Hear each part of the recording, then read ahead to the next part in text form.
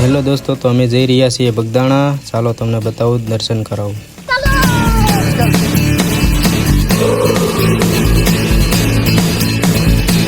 અમે પહોંચી ગયા છીએ બગદાણા. ચાલો તમને અંદરના દર્શન કરાવું.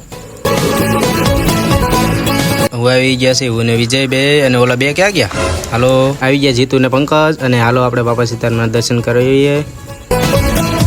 અમે જઈ રહ્યા છીએ રસોડા વિભાગમાં. ચાલો તમને બધું બતાવીએ. અંદર બધા સેવકો છે. આશ્રમમાં અમે પણ થોડીક સેવા કરી લઈએ, જોઈ શકો તમે.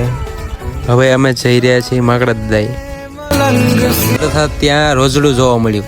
જોઈ શકો છો, રોજડું જોઈને નીકળી ગયા. બગલો જોવા મળ્યો. પછી જોયું તો બગલો ઘાયલ હતો. ત્યારબાદ પછી રવિએ બગલો હાથમાં લઈ લીધો અને સારી જગ્યાએ મૂકી દઈશું એમ કરીને અમે લઈ ગયા. પછી અમે બગલાને તળાવ પાસે મૂકીને નીકળી ગયા. માકડા દાદા એટલે કે હનુમાનજીના મંદિર તરફ આવી ગયા છીએ, અને જુઓ તમે, હનુમાનજી દાદા એટલે કે માકડા દાદા પોતે. હવે અમે ત્યાં દર્શન કરી લીધા છે. હવે અમે દોસ્તારો જો નીકળી ગયા છીએ અને અમે જઈશું હવે બાજુમાં એક સુંદર મજાનું જે વ્યૂ છે, ત્યાં જવા માટે આ બધા લોકો સર્ચ કરે છે. અને આ જો જીતાભાઈ હાથ ઊંચો કરે છે. જો સામેનો વ્યૂ કેટલો મસ્ત છે.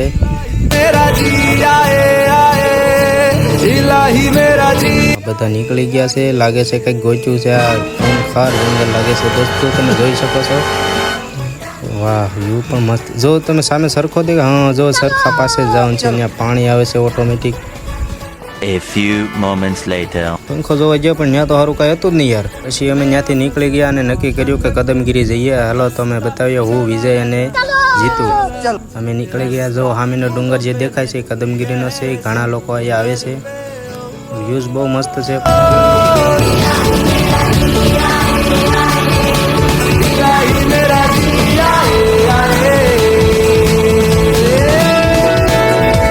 સિંહ પણ જોવા મળે, એટલે રોકાવા પણ નથી દેતા. અને ચાલો દોસ્તો, અમે પહોંચી ગયા છીએ મંદિરે. આ તમે જોવો, મંદિરનો ગેટ છે. આ અમે બધા દોસ્તાર ઊભા છીએ. ઘણા માણસો છે અહીંયા. આ છે મોરારી બાપુનું પ્લેસ, એટલે કે